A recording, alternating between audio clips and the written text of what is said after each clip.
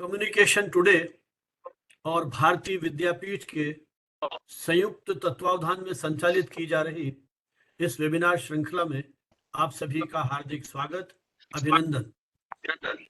हमारी इस श्रृंखला की आज यह 131वीं कड़ी है। संयोग से आज गुरु पूर्णिमा का दिन भी है। मैं हमारे सभी पार्टिसिपेंट्स को जो देश के अलग अलग अंचलों से हमारे साथ जुड़े हैं और YouTube पे लाइव देख रहे हैं, उन सभी को गुरु पूर्णिमा की हार्दिक बधाई और शुभकामनाएं देता हूं। जैसा कि आपको विदित है, हमारा आज का विषय गुरुदत्त पर केंद्रित है। गुरुदत्त जिनकी आज ये जो वर्ष है, उनका जन्म शती वर्ष है। मात्र 40 वर्ष की उम्र में गुरुदत्त जैसे अभिनेता, निर्देशक और फिल्म निर्माता ने फिल्मी दुनिया में अपनी विशेष पहचान बनाई। आज के हमारे इस वेबिनार में 3 सिनेमा स्टडीज के अध्येता प्रोफेसर पीयूष राय बेंगलोर से, प्रोफेसर मृणाल चटर्जी ढेंकानाल उड़ीसा से और doctor Pranta Pratik Patnaik central university Rajasthan Ajmer से हमारे साथ जुड़े हैं, जिनका विस्तृत परिचय जब हम इनको आमंत्रित करेंगे उस समय देंगे। आज की चर्चा की शुरुआत के लिए मैं सबसे पहले आप सभी के स्वागत उद्बोधन के लिए आमंत्रित कर रहा हूं भारतीय विद्यापीठ नई दिल्ली के निदेशक प्रोफेसर एम.एन. हुडा जी को। Professor M N. हुडा मूलतः तकनीक के विशेषज्ञ हैं, कंप्यूटर साइंस के एक्सपर्ट हैं और अलीगढ़ मुस्लिम यूनिवर्सिटी से आपने अपनी पढ़ाई पूरी की है। उसके बाद प्रोफेशन में रहे और पिछले लंबे समय से आप अध्यापन से जुड़े हुए हैं और भारतीय विद्यापीठ के निदेशक के रूप में आपने कंप्यूटर्स को एक नई पहचान दी है। पिछले वर्ष अक्टूबर में जब जो पाठ्यक्रम है उसमें आपने उस आधारभूत ढांचे को विकसित करने के लिए एक विशेष मेहनत की और लगभग 15-17 शिक्षकों के माध्यम से पत्रकारिता पाठ्यक्रम का कुशलता पूर्वक संचालन कर रहे हैं। तकनीक के विशेषज्ञ होने के बावजूद आप मूलतः एक संवेदनशील कवि और शायर भी हैं और निरंतर इस क्षेत्र में लिखते रहे हैं। आप एक जर्नल का प्रकाशन कर रहे हैं, international journal of information technology, जिसका प्रकाशन स्प्रिंगर सिंगापुर की ओर से किया जाता है और इसके माध्यम से आपने इस क्षेत्र में हो रहे वैश्विक शोध अनुसंधान को एक ऐसा प्रभावी मंच दिया है जो इसके माध्यम से जो भी इस विषय के अध्येता हैं उन तक ये पहुंच रहा है। मैं प्रोफेसर हुडा जी से अनुरोध करूंगा कि आज के हमारे इस वेबिनार के प्रारंभ में हमारे सभी विशेषज्ञों का और जो मित्र अलग अलग अंचलों से जुड़े हैं उन सभी के स्वागत में और इस विषय पर अपने कुछ शब्द कहें। Professor M N. Hooda ji. Good evening, one and all. Am I audible? Someone will confirm me. Yes, sir. Yes, sir. That's great. So, at the outset, thank you so much, Banawat sir, for having such a wonderful topic for today's webinar. And जितना खूबसूरत topic आपने गुरुदत्त के लिए सजाया है, उससे बेहतर और आपने मुल्क के कोने कोने से जो आज हमारे अकॉम्प्लिश्ड एक्सपर्ट्स इसके लिए बुलाया है चारों, वो सब बधाई के पात्र हैं जिन्होंने अपने अपने डोमेन में अपनी क्षमताओं को प्रूव किया है और अकॉम्प्लिश्ड एक्सपर्ट्स हैं। So at the outset, I take this opportunity to welcome all valued speakers for today's program. Professor S.N. Mishra ji, who is development economist, former dean, KIIT School of Management and Film, Bhubaneswar.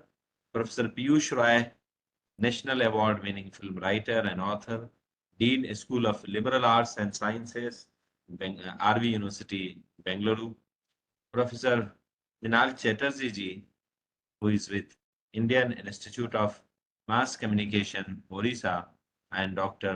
Karanta Pratik Patnaik, Associate Professor, Department of Culture and Media Studies, Central University of Rajasthan, Rajasthan.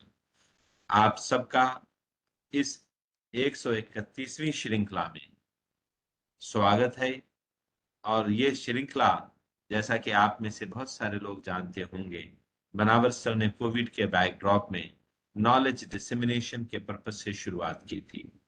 100 series, पूरा शतक उन्होंने अकेले ही चल के इस श्रृंखला की पूरी की है और आज भी वो उसी जील और पैशन के साथ आगे बढ़ते जा रहे हैं।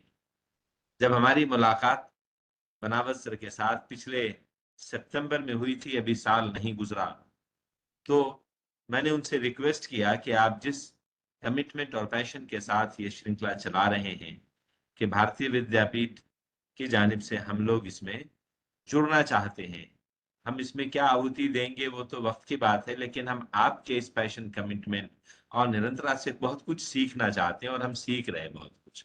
और उन्होंने रेडिली, जैसे हमेशा से उनकी पहचान है कि जो लोग साथ आए हैं वो उनको जोड़ते चलते हैं, रेडिली एक्सेप्ट किया और 101 श्रृंखला ऑनवर्ड्स हम सारे लोग साथ जुड़े हैं। सो बनावत सर को इस बात का क्रेडिट जाता है। उनके लिए ही इकबाल का ये शेर है कि अकेला ही चला था जानिबे मंजिल, मगर लोग आते गए और कारवां बनता गया। आप इमेजिन करें कि जिस खूबसूरती के साथ 130 श्रृंखलाएं हो गई, यूट्यूब पे रिपोजिटरी मौजूद है, एक ह्यूज रिपोजिटरी इसके साथ मौजूद होने के साथ साथ वेबिनार का एक बड़ा ग्रुप जिसपे तकरीबन 750 लोग अब व्हाट्सएप पे जुड़े हुए हैं और पता नहीं किन किन टॉपिक्स पे, अगर आप 130 श्रृंखलाओं के टॉपिक्स को देखना शुरू करें तो पिछले 3 साल के घटनाक्रम में आपको कोई ऐसी चीज समझ में नहीं आएगी जो छूट गई हो, जिसपे बनावत सर ने कोई ना कोई वेबिनार, कोई ना कोई डिस्कशन ना रखा हो। तो एक ह्यूज रिपोजिटरी है। मैं यही रिक्वेस्ट करना चाहूंगा कि हम सब लोग उस रिपोजिटरी से फायदा उठाएं और अपने दोस्तों में, अपने रिसर्च स्कॉलर्स में, अपने फ्रेंड्स में, अपने स्टूडेंट्स में उसे दूर तक पहुंचाएं, ताकि वो लोग जो अटेंड किया लेकिन बहुत कुछ नहीं सुन पाए या जो लोग छूट गए और अटेंड नहीं कर पाए वो उससे फायदा उठाएं। आज का जो टॉपिक है, सेंटिनरी ट्रिब्यूट टू गुरुदत्त जी। हम सब लोग जानते हैं कि हमारे फिल्म इंडस्ट्री का वो सितारा जो अपने 39 साल को कंप्लीट करके 40वें साल में ही हमसे चला गया और जिस तरीके का हमारे लिए एक इंस्पायरेशन छोड़ गया, जिस तरीके की हमारे लिए एक लेसन छोड़ गया, वो हम सब के लिए आने वाले पता नहीं सदियों तक हमें प्रेरणा देता रहेगा। कौन उनकी फिल्में कागज के फूल और प्यासा भूल सकता है। लोग बहुत सारे वक्त से पहले जाते हैं, लेकिन गुरुदत्त जैसा आर्टिस्ट, गुरुदत्त जैसा कलाकार जब जाता है तो बहुत अफसोस होता है। इसीलिए एक बड़े पोइट ने कहा था कि मत सहल इन्हें जानो, फिरता है फलक बरसों। मत, ये अल्लामा इकबाल का शेर है ऐसे ही लोगों के लिए कि मत सहल इन्हें जानो, इन्हें आसान मत जानो, फिरता है फलक बरसों, बस सालों साल जमीन और आसमान गर्दिश करती है। मत सहल इन्हें जानो, फिरता है फलक बरसों, तब जाके खाक के पर्दे से कोई इंसान पैदा होता है। एक ऐसा ही इंसान गुरुत्व हुए थे जिनकी 99वीं बर्थ एनिवर्सरी खत्म हुई है और 100वीं की शुरुआत है इसी शताब्दी समारोह में। हम सब लोग, हम उन्हें क्या कुछ कंट्रीब्यूट करेंगे, याद रादर हम उनको याद करके अपने आप को इंस्पायर होना चाहते हैं, सीखना चाहते हैं। और जब कभी उनकी इस 100वीं शताब्दी की डिटेल्स लिखी जाएगी तो ये भी लिखा जाएगा कि बनावत सर ने उनके 100वीं शताब्दी पे आज संडे के दिन इतना बढ़िया मंच सजाया था, जिसपे देश के नॉर्थ से लेके साउथ तक और ईस्ट से लेके वेस्ट तक 4 बड़े विद्वान को बुलाया गया। सो आप सब लोग हमारे प्लेटफॉर्म पे आए हैं और हमारे साथ आप अपनी यादें, आप अपनी एक्सपीरियंस, आप अपनी जानकारी शेयर करेंगे और हमें इंस्पायर करेंगे। इन सब के लिए आप सबका धन्यवाद। Thank you so much. Wish you all the best. God bless you all. ऐसे ही जो हस्तियां हैं वो हमें प्रेरणा देती रहें और हम आगे बढ़ते रहें। उनके जो काम हैं गुरुदत्त जी के, उनकी जो आर्ट है, उनकी जो मूवीज हैं, वो आज भी हमें प्रेरणा दे रही हैं। Wish you all the best. God bless you all. Over to you Banawat sir. चलिए, बहुत बहुत आभार प्रोफेसर हुड़ा जी आपके इस उद्बोधन के लिए। जैसा हुड़ा जी ने बताया कि गुरुदत्त का अपना बहुत बड़ा योगदान रहा हिंदी सिनेमा के क्षेत्र में। 9 जुलाई 1925 में इनका जन्म होता है बेंगलोर में। चले जाते हैं कोलकाता और वहां उनका बचपन बीता। स्कूली एजुकेशन उन्होंने वहां ली और बंगाल की संस्कृति से वो प्रभावित होते हैं। उस बालक गुरुदत्त जिनका नाम था वो बसंत कुमार शिवशंकर पादुकोणे था। उन्होंने उस बंगाल की संस्कृति से प्रभावित होकर के अपना नाम गुरुदत्त कर, कोई हायर एजुकेशन उनकी यूनिवर्सिटीज का उनको मौका नहीं लगा, लेकिन मुझे लगता है उनके जीवन में एक बहुत बड़ा पड़ाव जब आता है जब वो अल्मोड़ा में पंडित उदय शंकर के निर्देशन में नृत्य और संगीत की विविध कलाओं को सीखते हैं।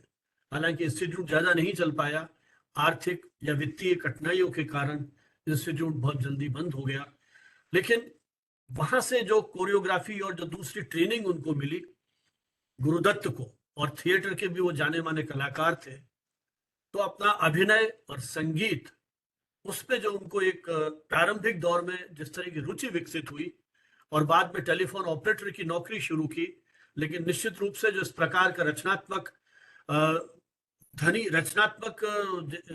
क्षमताओं का जो धनी बालक है वो इस तरह की नौकरी कर नहीं सकता, और वो बॉम्बे आते हैं, प्रभात स्टूडियो से जुड़ते हैं और फिर उनके जीवन में एक परिवर्तन आता है। और 50-60 के दशक में कुछ ही फिल्में उन्होंने बनाई, कुछ ही फिल्मों का निर्देशन किया, लेकिन वो सभी फिल्में चाहे उनके जीवन काल में इतनी लोकप्रिय न हो पाई, लेकिन आज तो वो एक तरह से सिनेमा के स्कूल के रूप में याद किए जाते हैं। उनकी फिल्में सिनेमा के इंस्टीट्यूट्स में दिखाई जाती हैं, पढ़ाई जाती हैं, एक टेक्स्ट बुक के रूप में वो स्वीकार हो गई है। चाहे वो प्यासा है, चाहे कागज के फूल है, चाहे साहिब बीबी और गुलाम है, चाहे चौधरी का चांद है। कागज के फूल फ्लॉप हो गई थी उनके जीवन काल में, लेकिन वही फिल्म बाद में एक नए प्रतिमान कायम करती है। निश्चित रूप से गुरुदत्त का जीवन बहुत व्यापक और विविधपूर्ण रहा है। आज हमारे साथ 3 एक्सपर्ट हैं जो गुरुदत्त के इन्हीं अलग अलग पक्षों पर हमारे साथ विचार करेंगे। तो मैं बहुत अधिक तो बात नहीं करूंगा, लेकिन इसके पहले यदि प्रियंका जी, क्योंकि अभी ट्रैफिक पे फंसी हुई थी, प्रियंका सिंह यदि पहुंच गई हैं अपने घर पे और मुझे सुन रही हैं, तो कृपया बताएं कि वो वहां हैं, ताकि हम हमारे एक्सपर्ट्स का ई बुके से स्वागत करें। प्रियंका जी, आपके लिए संभव है? अभी नहीं तो वो नहीं सुन पा रही हैं, तो पहले हम पीयूष जी को सुनेंगे और उसके बाद 1 मिनट। हाँ जी,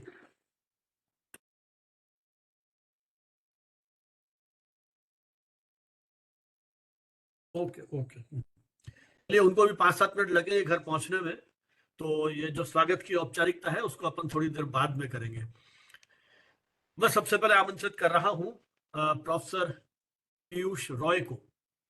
संयोग से पीयूष जी हमारे इस मंच पर पहले भी आ चुके हैं और सिनेमा से जुड़े संबंधित विषयों पर, संभवतः मृणाल सेन पर जो हमने उनके जन्म शती पे कार्यक्रम किया था उसमें उनको हमने आमंत्रित किया था, और आज फिर। और ये बेसिकली इसके पीछे जो मूल प्रेरणा है वो प्रोफेसर मृणाल चटर्जी की है, क्योंकि वे स्वयं सिनेमा के विद्यार्थी हैं, और जब भी ऐसे अवसर आते हैं महत्वपूर्ण, तब वो मुझे प्रेरित करते हैं कि ऐसे जो कलाकार हैं उन पर क्यों नहीं अपन एक विचार विमर्श की श्रृंखला को या विचार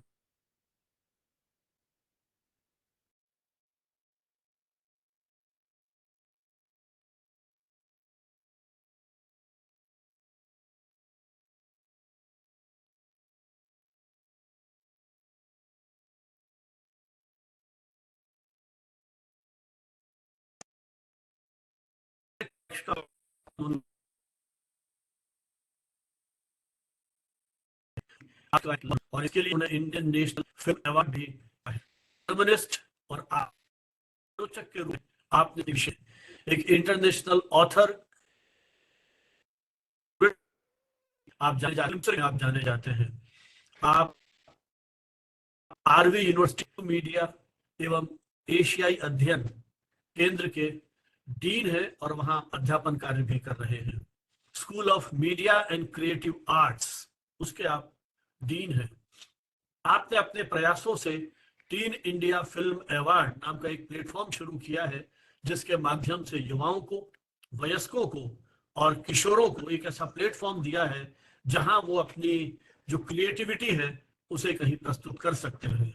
आपने 5 पुस्तकों का प्रकाशन किया है, 3 लंबी लॉन्ग फीचर डॉक्यूमेंट्रीज बनाई हैं और इसके अलावा डॉक्यू ड्रामास भी आप लिखते रहे हैं। गुरुदत्त को आपने एक उसका जो एक दार्शनिक पक्ष है, उसके जो फिलोसोफर का रूप है, उसको बहुत गहराई से देखा समझा है, शोध अनुसंधान किया है। तो आमंत्रित करता हूं प्रोफेसर पीयूष राय जी को कि वे इस अवसर पर अपने कुछ अनुभव हमारे साथ साझा करें। आदरणीय Piyush Rai ji. Sanjeev ji, namaskar, and my greetings to everybody on the panel. Huda ji, for your kind introduction. So I will oscillate between English and Hindi. I think I hope that works fine. So Minal ji, Pranta, it's good to see you again, and everybody who's here. So जब मिनाल जी ने ये suggestion दिया, क्योंकि Gurudatt, as Sanjeev ji rightly said, he is now become a textbook. अब वो उनकी फिल्में नहीं रही, they are now textbooks. You study प्यासा, you study कागज के फूल as part of curriculum, whether you are teaching cinema here or anywhere, any school. So when I was first teaching Indian cinema at the University of Edinburgh, तो वहां पे हम ये दोनों फिल्में पढ़ाते थे। और प्यासा तो वो भी है कि टाइम मैगजीन की लिस्ट में अगर कोई भी ग्लोबल लिस्ट हम देखें तो नॉर्मली एक मूवी हमेशा आती है उस लिस्ट में, वो है पथेर पांचाली। और पथेर पांचाली के बाद अगर कोई मूवी आती है तो वो है प्यासा। So that's the global record, including even time magazine की लिस्ट ऑफ 100 ग्रेट मूवीज में जो 4 या 5 इंडियन मूवीज थे, उसमें से ये 2 थे, और ये दोनों मूवीज रेकर करती रहती हैं। So now I thought कि अभी Gurudutt has been discussed a lot as a filmmaker, but film studies is a young discipline. Or the beauty of film studies as a young discipline is that it happily takes from other disciplines to enrich itself. इसीलिए मैं हमेशा ये कहता हूँ कि जो Indian cinema की research है वो अपनी टिप ऑफ द आइसबर्ग पे है. There is so much to be done. In that context comes out this question that how do we take our filmmakers to a global platform who are no less than the many of their contemporaries who generally study, but they're not there because not enough has been written about their contributions beyond the appreciation of their cinema. And that's where this idea came of a series called Philosophers of Cinema. और उसमें उसी perspective से today I will try to share some light. And as a result of that हमने एक experiment भी किया बच्चों को लेके, क्योंकि हम जब बच्चों को दिखाते हैं गुरुदत्त, ये 19-20 ईयर ओल्ड्स जो हैं हमारे, वो कोई उनको पहचानता नहीं है. और सिर्फ गुरुदत्त नहीं, बहुत सारे हमारे 50s के दशक के जो आइकॉन्स हैं. तो हमने सोचा कि ठीक है, लेकिन once they are introduced to their work, then because the timelessness of the nature of their work, they then do the exploration and they find out. और मैं हमेशा ये कहता हूँ कि अब हम उस दौर में आ गए हैं जबकि we have to start thinking of documentaries and visual textbooks more, because traditional textbooks को के साथ बच्चों का attention span घटता जा रहा है. पर अगर हम उनमें knowledge और curiosity trigger करना है, हम कुछ उनको ऐसा दिखाएं जिससे कि they get inspired to now go and explore the life.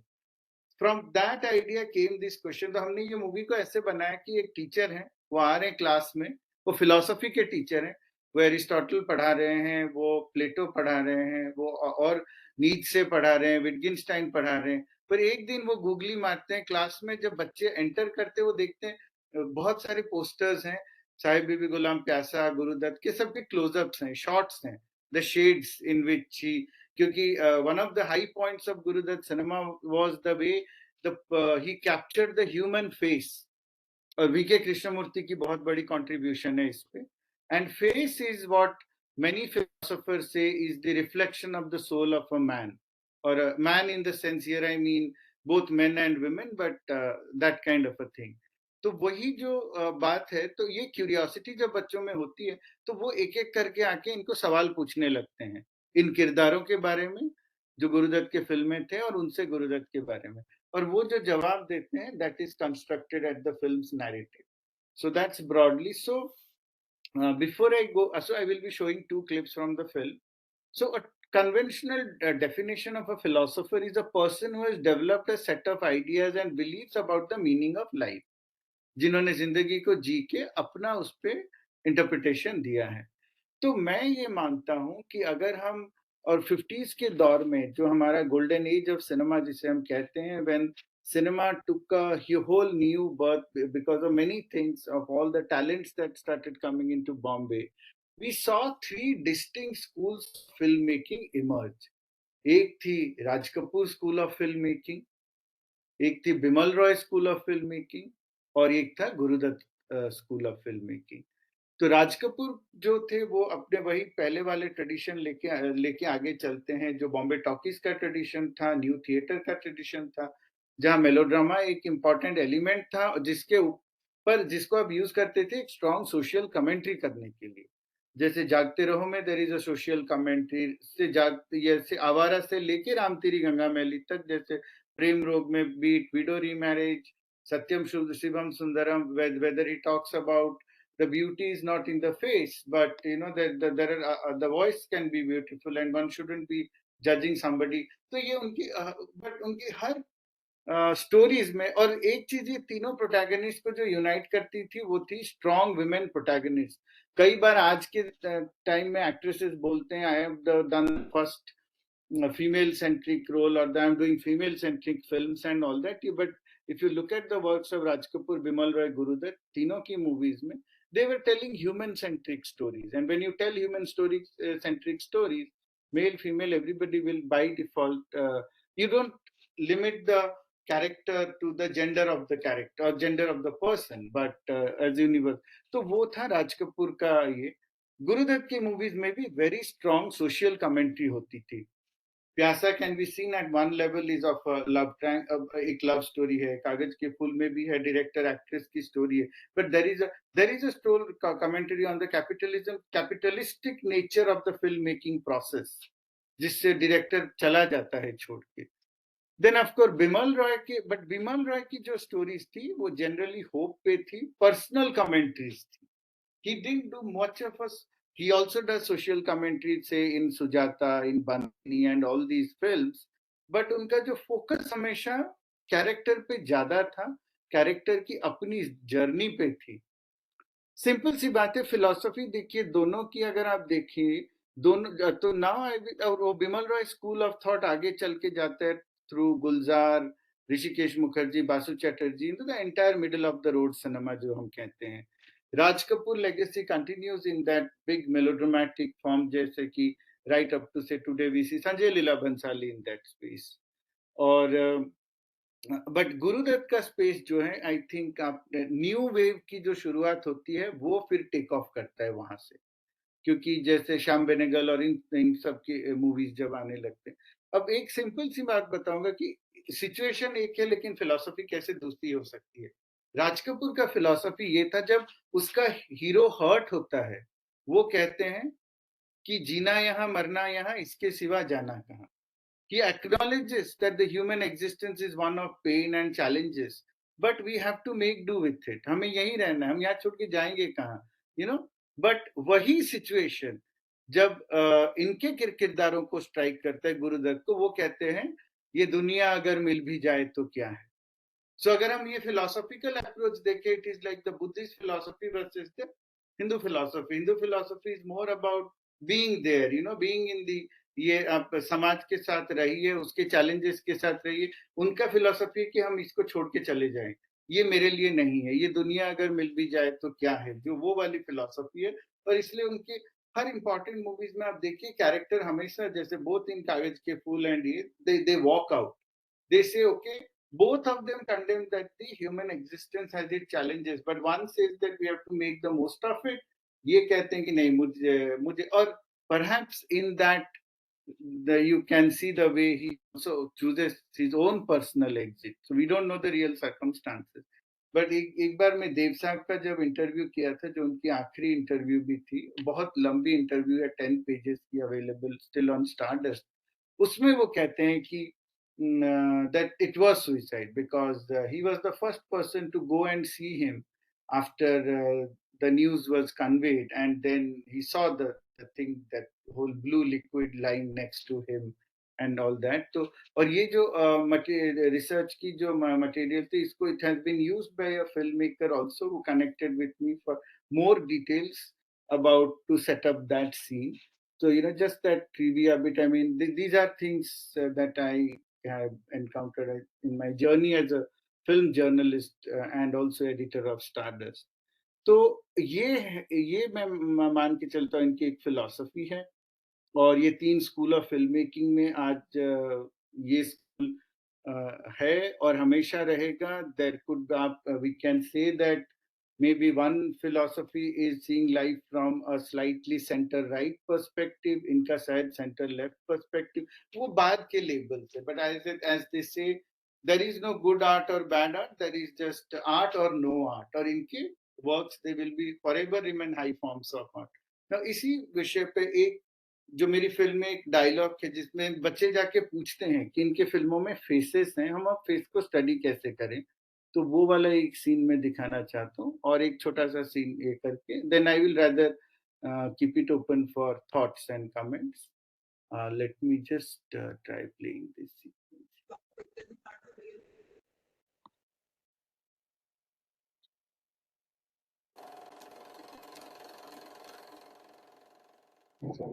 So in his films, he usually uses a lot of variations in terms of lighting and shadows. So how do we interpret this? You have two themes here. One is of the face, the role of the face, the visual representation of facial expressions. And the other is the shadows, the question of shadows. So let me address the first one. Ludwig Wittgenstein said, soul of a man is visible in his or her face. The face Use is the video is not someone's inner consciousness. Is the video not playing? video is playing but unable to see it. Just check. It is perfectly all right. Why? Audio and video both are all right.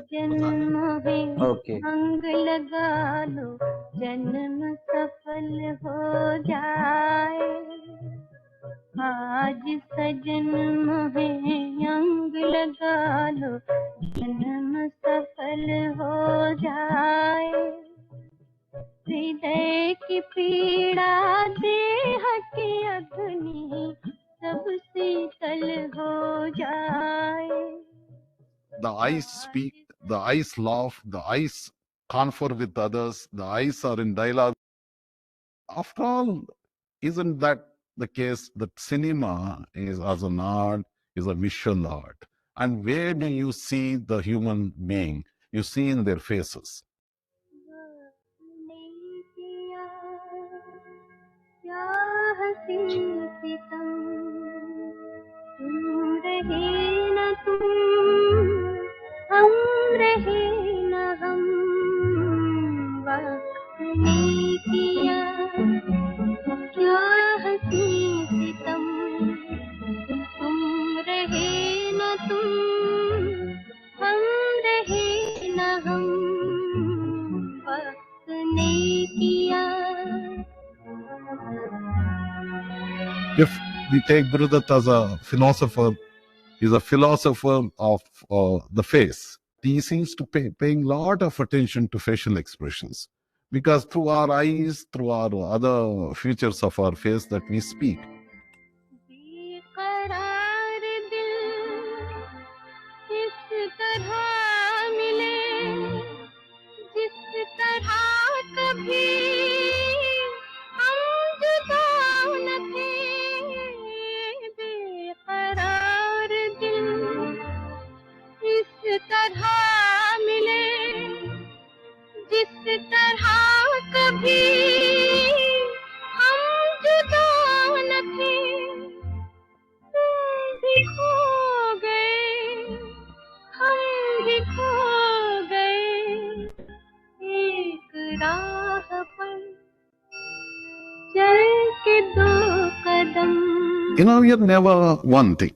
We are always, one is what world takes to be our actuality. with the identity that world imposes on us. But we are also multiple things. There are many shadows to every actuality that we are, many selves that travel with us. So the shadows have a significant symbolic messaging that goes on here. That like, don't take me to be this one person. I'm not merely a poet or a lover or a failed lover or a failed poet. There are more things to a human being. I think it's a hugely ethical significance that once we recognize that no human being is any one thing.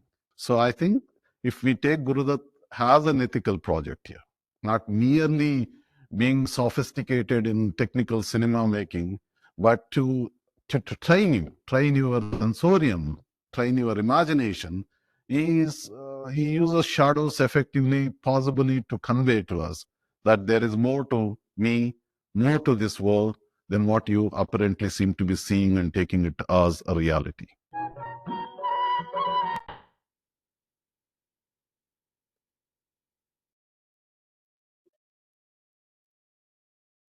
So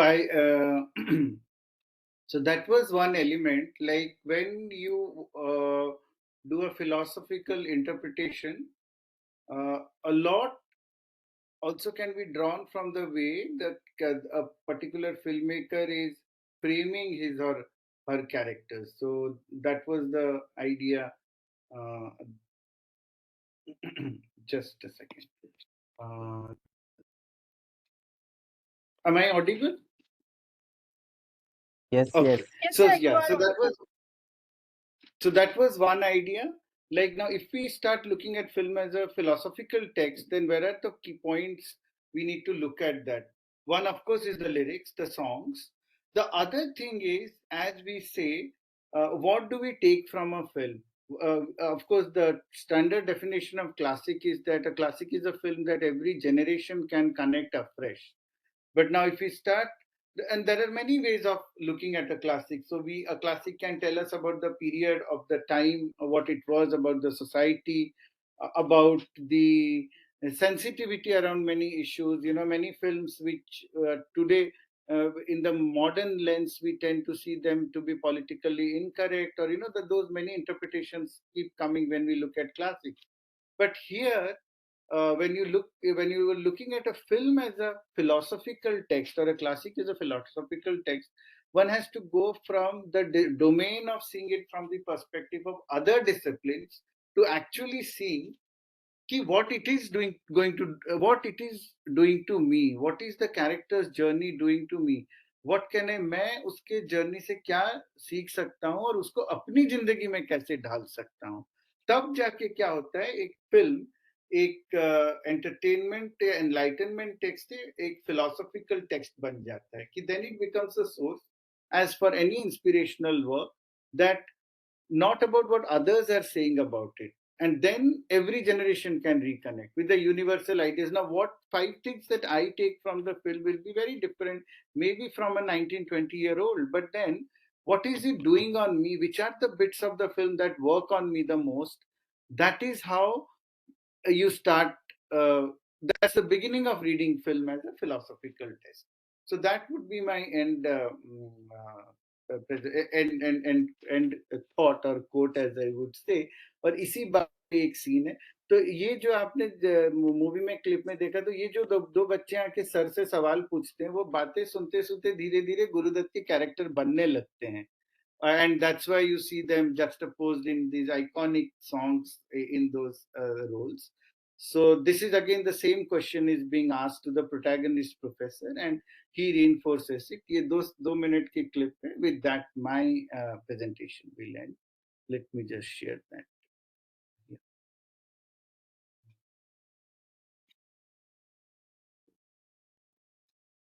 It is philosophical. It is ethical. He wants you to do some work on you. He wants to do some work on you. The work is that don't look at me and judge me. Ask yourself by listening to me, to my voice, to my images, what is that you can do with yourself? And that is where Gurudutt's movies will survive the time. They will survive because the reader will complete the text in a way. The film will be completed and realized in its fullest sense in the reader's consciousness. And that when the reader comes to that level of understanding with the movie and the consciousness like Gurudutt in general, they are transformed human beings.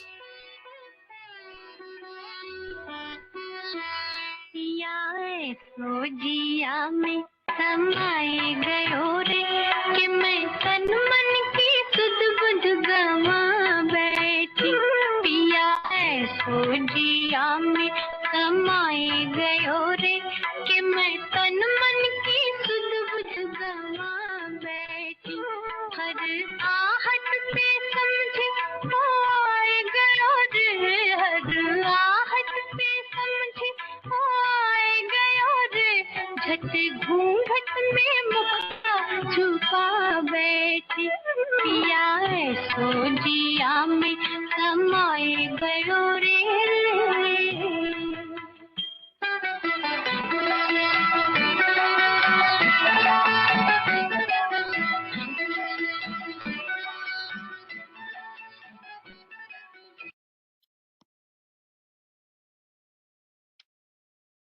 So those will be my two ideas with some glimpses from my forthcoming film.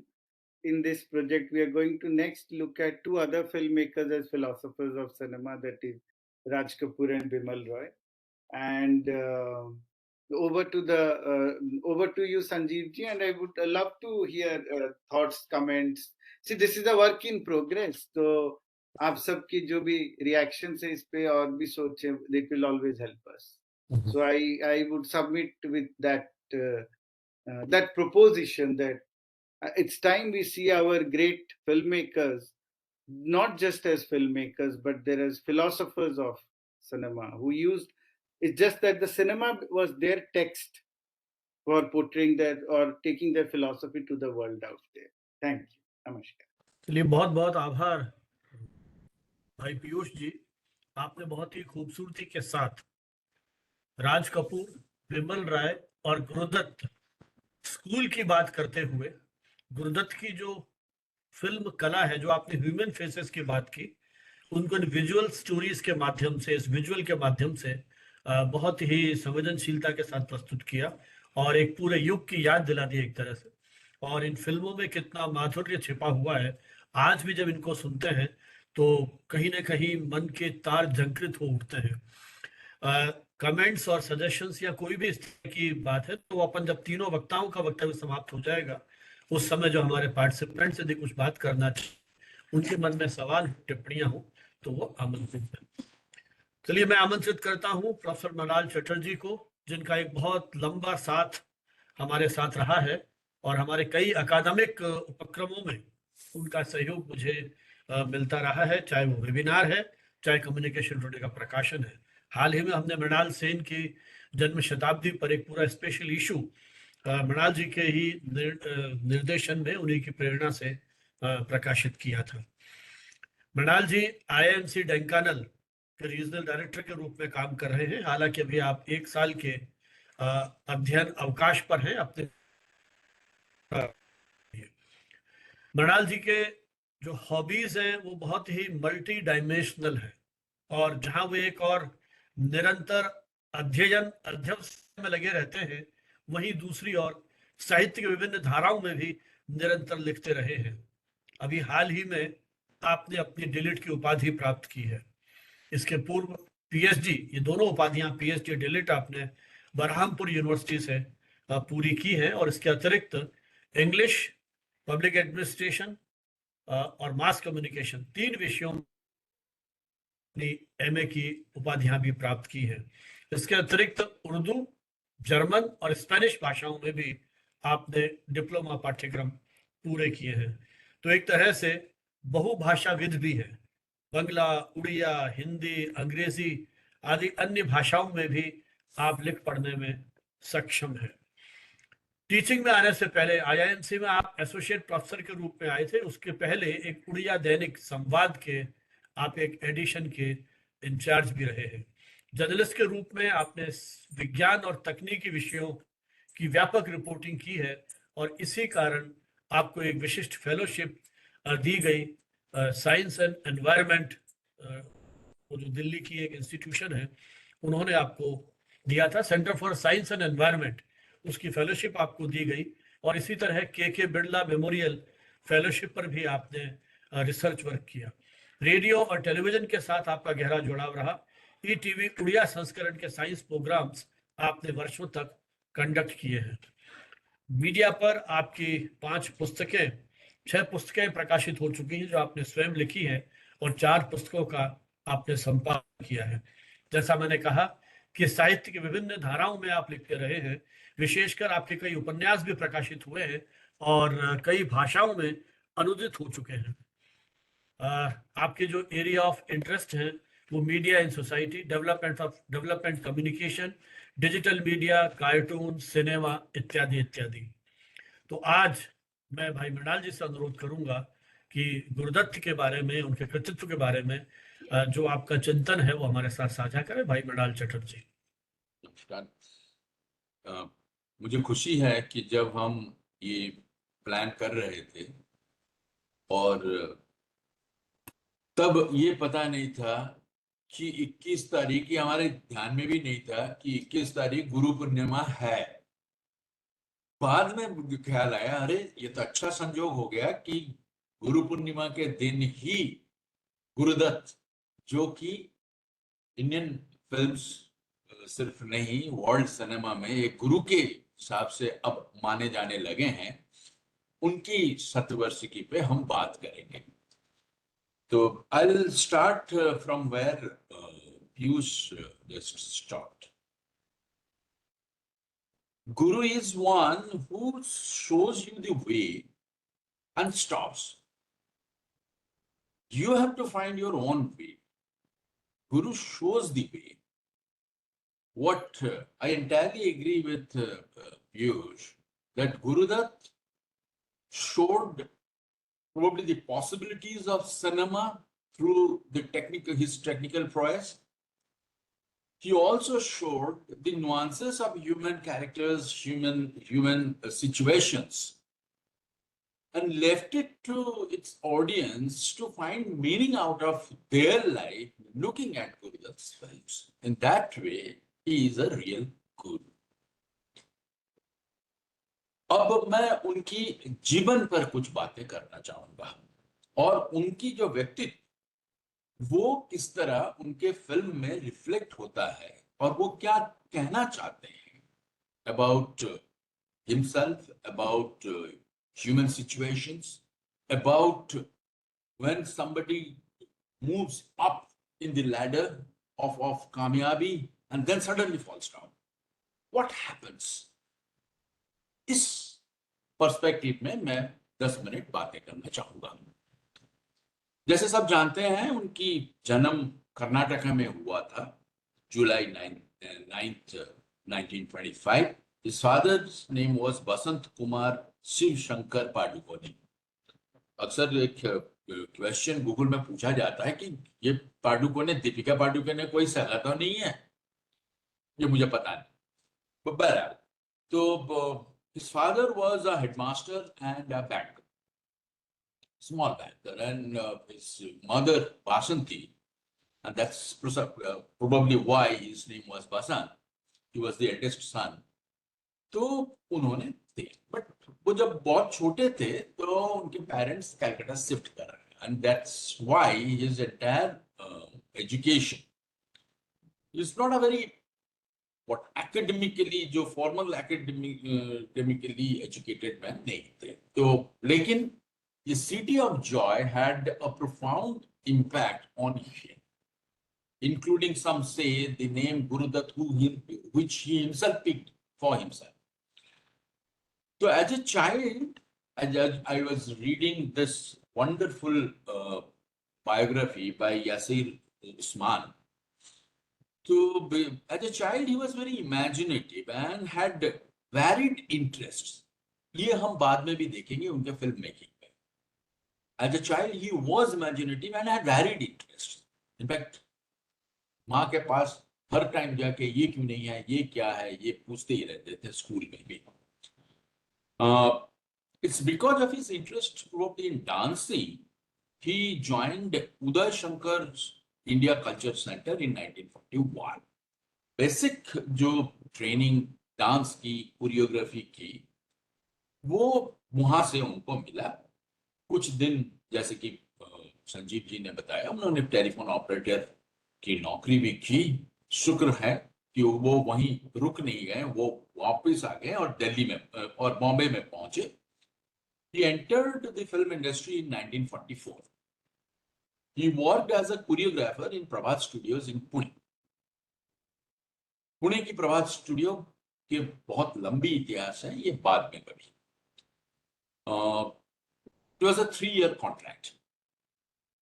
लेकिन जब वो गए, वो choreographer के हैसियत से गए थे, but once he was in Prabhat studio, he picked up the skills of various departments of film making, including acting. सारी जो विधाएं थी, जो कलाएं थी, वो सीखने की उन्होंने भरपूर कोशिश की और महारत भी हासिल किया। Another thing happened, he also became friends with Devanand and Rahman Khan during this time. And these early friendships helped his entry into Bollywood. As Prabhat Studios' fortune dimmed, it eventually closed down in early 1950s. तो गुरुदत्त जी ने वो मुंबई आ गए 1947 में, where he worked with the leading directors of that time. Amiya Chakravarty girls school 1949, वहां उन्होंने काम किया। ज्ञान मुखर्जी इन संग्राम 1946, वहां भी काम किया।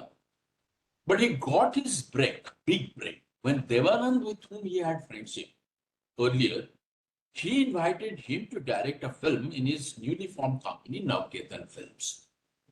Dutt made his first directorial debut with Baji 1951. ये बाजी जो फिल्म था, वहां लीड पे थे Dev Anand and Geeta Bali. This was an urban crime thriller, classic film noir को ये एक ट्रिब्यूट है। बाद में रिसर्चर ने कहा कि एक बॉम्बे नॉयर जॉनर यहां से शुरुआत होती है, एक धारा। तो it also one thing that the songs were used to further the story's narrative, which is a typical Bollywood construct. Close-up shots were used frequently. यहाँ से हम उनके दो जो important filmmaking के aspect हैं, use of songs, ये पूरी classic Bollywood में आप देखोगे, use of songs and beautiful songs. तो एंड क्लोज-अप शॉट्स, जो कि फेसेस, जैसे पीयूष के कैरेक्टर वो बता रहे थे कि why faces are important in his films. The film was a success, moderate success, and it was a trend setter for future crime thrillers. Next film जो उन्होंने बनाया वो था जाल, सेम स्टार कास्ट 1952। उसके बाद उन्होंने अपना प्रोडक्शन हाउस खोला, प्रोड्यूसर बने एंड एक फिल्म बनाया बाज 1953। यहां वो पहली बार अपनी एक्टिंग डेब्यू किया। 1953 was an important year for him personally also, because he met playback singer Geeta Dutt, तब रॉय थी, during song recording of Baji, and eventually they married in 1953. ये हुआ था तब। उनकी जो बॉक्स ऑफिस सक्सेस, उसकी शुरुआत हुई थी are par 1954, another crime thriller. Then at a siege came Mr. and Mrs. 55, which came in 1955. It was a fourth romantic comedy fostering on women rights. CID आया next year 1956, another crime thriller in which Waida Rahman made her debut. यहां तक की गुरुदत्त और इसके बाद की 4-5 साल की गुरुदत्त में बहुत अंतर है थीमेटिकली। कुछ स्ट्रेंथ्स सेम है, बट सडनली एक चेंज आप नोटिस करोगे अगर आप उनकी फिल्म कोवरेज देखोगे तो।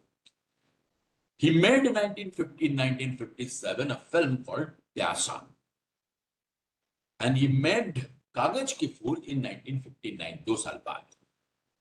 ये जो दो फिल्म है, ये कहा जाता है कि उनकी सबसे बढ़िया जो काम है उनमें से दो. In Pyasa, he portrayed the anguish of a struggling poet seeking recognition in a hypocritical, uncaring world obsessed with the materialism. In Kagaj Ki Phool, which is semi-autobiographical, he bared his soul, reflecting on the ephemeral nature of fame and the loneliness of people it often brings to the people who goes up in the ladder of fame. Pyasa was a box office hit. In contrast, Kagaj Ki Phool, which came 2 years later, was a miserable flop. It broke him from within. यहां से हम देखेंगे एक अंदर से टूटा हुआ आदमी. After कागज की फूल flopped, गुरुदत्त डायरेक्शन देना छोड़ दिए, एक्सेप्ट प्रोबेबली साहिब बीबी गुलाम, जो कि कहते हैं कि वो घोस्ट डायरेक्टिंग किए थे. उसके बाद से उन्होंने उनके नाम और डायरेक्शन में नहीं था, प्रोड्यूसर के हैसियत से कुछ फिल्में उन्होंने बनाई. He continued to produce some films, but अंदर से कहीं वो टूट चुके थे. ये कागज के फूल की फ्लॉप हो जाने के बाद, या तो फिर उनके लाइफ में जो फेम की बिल्कुल शिखर पर चढ़ के कुछ प्रॉब्लम्स, पर्सनल प्रॉब्लम्स भी हैं, वो आ गया था. ये सारी मिला के एक सेंसिटिव आदमी को कुछ अंदर से तोड़ दिया था. He made चौदहवीं की चांद in 1960, Sahib Bibi Ghulam in 1962. But by that time, his personal life, as I was just telling you, had become complicated. He had got romantically involved with Waida Rahman and his wife Geeta Dutt, who separated as a result. Rahman was his close friend. He too distanced himself. So by that time, Dutt had understood and realized, probably from his own personal experience, the vagaries of life. जब आप ऊपर जाते हो तो आपके कितने friends हो जाते हैं, जब आप वहां से फेल करते हो तो कितने जोर से नीचे आते हैं. And all this caused a vacuum in his life. Unable to cope with all this trauma and emptiness, he took to heavy drinking, which many people say, including Devananda, as we know from Piyush's interview with him, that he committed suicide. It was on the morning of October 10th, 1964. He was found dead on his bed. ये थी उनकी life की journey. अब हम देखते हैं उनकी जो फिलोसफी की बात as a film maker, and उनकी इन कॉन्ट्रास्ट राज कपूर की जो लाइफ को देखने की नजरिया, उनमें से जो अंतर. ये जो गाना लिरिक पीयूष उसके जिक्र कर रहे थे, इसको लिखा था साहिर लुधियानवी ने, but I am sure this is the अंतरात्मा की कथा था गुरुदत्त की. 4 पंक्तियां मैं बताना चाहूंगा जो कि मुझे लगता है गुरुदत्त के दिमाग में, दिल पे इतना इसकी जो असर कर गया, that probably led him to commit suicide. ये 4 पंक्तियां हैं. The song is, ये महलों, शुरुआत इससे है कि ये महलों, ये तख्तों, ये ताजों की दुनिया, ये इंसान की दुश्मन समाजों की दुनिया, ये दौलत के भूखे ख्वाजों की दुनिया, ये दुनिया अगर मिल भी जाए तो क्या है. एक जगह कहते हैं कि ये दुनिया जहां आदमी कुछ नहीं है, दैट खालीपन, ये आदमी जहां दुनिया कुछ नहीं है, वफा कुछ नहीं, दोस्ती कुछ नहीं है, जहां प्यार की कद्र कुछ नहीं है, ये दुनिया अगर मिल भी जाए तो क्या है. And his solution to it, which is radically different from Raj Kapoor's way of looking at life. जला दो इसे, फूंक डालो ये दुनिया, जला दो जला दो जला दो, जला दो इसे, फूंक डालो ये दुनिया, मेरे सामने से हटा लो ये दुनिया, तुम्हारी है तुम ही संभालो ये दुनिया अगर मिल भी जाए तो क्या है। Any comic society. In his films, ladies and gentlemen, we somehow see, yes, a class distinction, ये भी देखते हैं, बट उससे ज्यादा हम देखते हैं कि एक आदमी के अंदर की पीड़ा अपनी आर्ट के जरिए कैसे बाहर आता है। And I entirely agree with Piyush. He could be seen as a philosopher who has lived his life and he has a way of life. We may not agree with that, but that's one way, his way of life. He was a great filmmaker. He was a guru of filmmaking. And he also is a teacher, probably, of life. Thank you very much. बहुत बहुत धन्यवाद मृणाल जी। आपने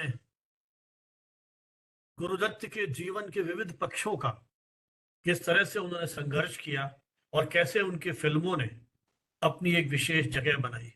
आप देखिए, एक व्यक्ति जिसने अपनी फिल्मों के माध्यम से एक नई दुनिया रचने की कोशिश की।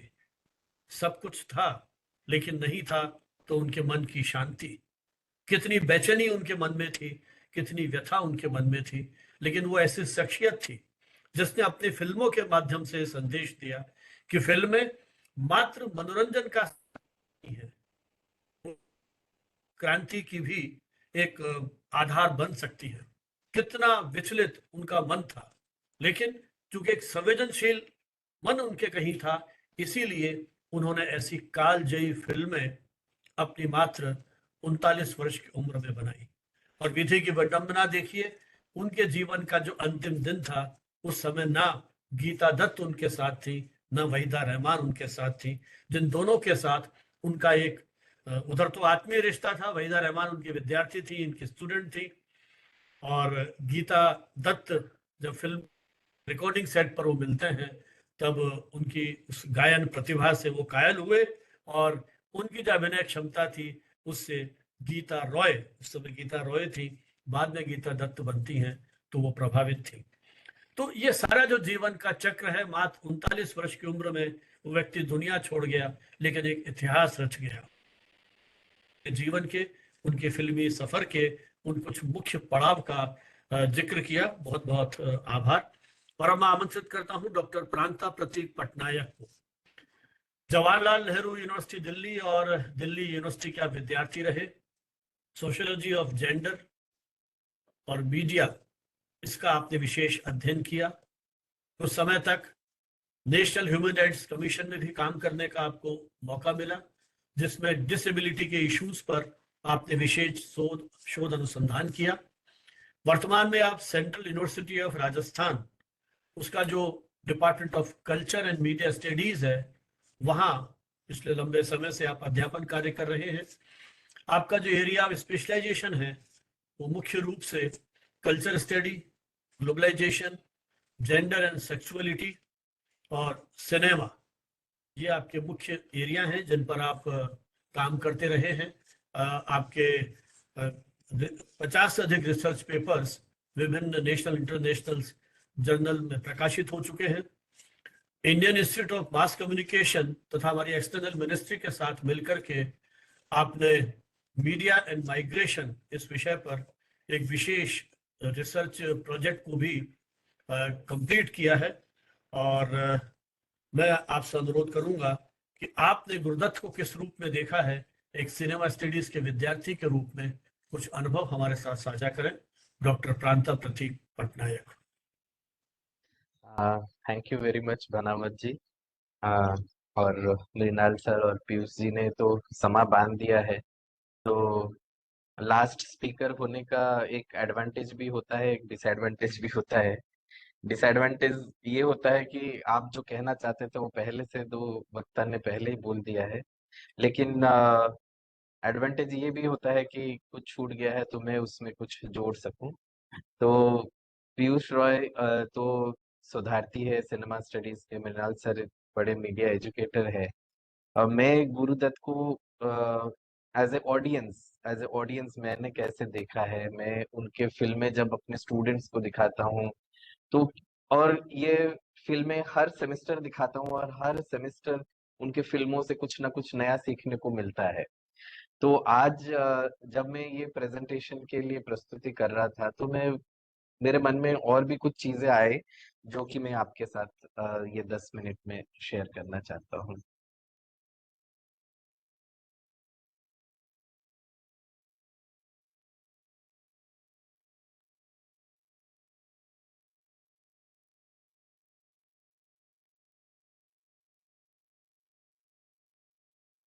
सर मेरा पीपीटी आ रहा है। ओके। और जी सर, चेंज हो रहा है। हाँ, हो रहा है, हो रहा है। Okay okay okay. So very good evening to one and all present over here. मैंने आज का विषय ऐसे चुना है, aesthetics, auteurism and critique of the social in Guru Dutt cinema, जिसमें मैं सिर्फ 2 सिनेमा जो कि हमारे सिलेबस में है और जो मुझे बहुत प्रभावित किए हैं, प्यासा और कागज के फूल, और साहिब बीबी और गुलाम भी है, लेकिन समय नहीं है तो इसलिए मैं सिर्फ ये 2 फिल्म तक ही सीमित रहूंगा। तो पहले अब मैं बात करूंगा गुरुदत्त के सिनेमैटिक टेक्निक्स और एस्थेटिक्स, क्या मुझे सीखने को मिला। तो जैसे मृणाल सर ने बताया कि उनके बचपन में क्या उनके इन्फ्लुएंस थे, so I also read something about his childhood influence. और हमारे यहाँ पे जात्राज होते हैं, तो जात्रा जो गांव में होते हैं जैसे रामलीला टाइप के, तो वो जात्रा से वो बहुत प्रभावित थे। And he was also very much into reading and the Bengali stories. Okay, and I have known Gurudutt more also from the interviews that he has given or people have given about him, where they are saying that how Gurudutt used to observe the mannerisms of the people, and he used to incorporate it into the screen. तो एक interview में Johnny walker जी कहते हैं कि उन्होंने बोला कि ये जो तेल मालिश गाना है चंपी वाला, तो वो उन्होंने बोला कि देखो वो तेल मालिश कैसे कर रहा है, उसके मूवमेंट्स को तुम ऑब्जर्व करो। So you observe how the hands are moving and doing the massage, लेकिन तुम्हारा अपना स्टाइल रखो, but you just copy the manner in which the hand is there on the over the head, okay, while doing the oil massage.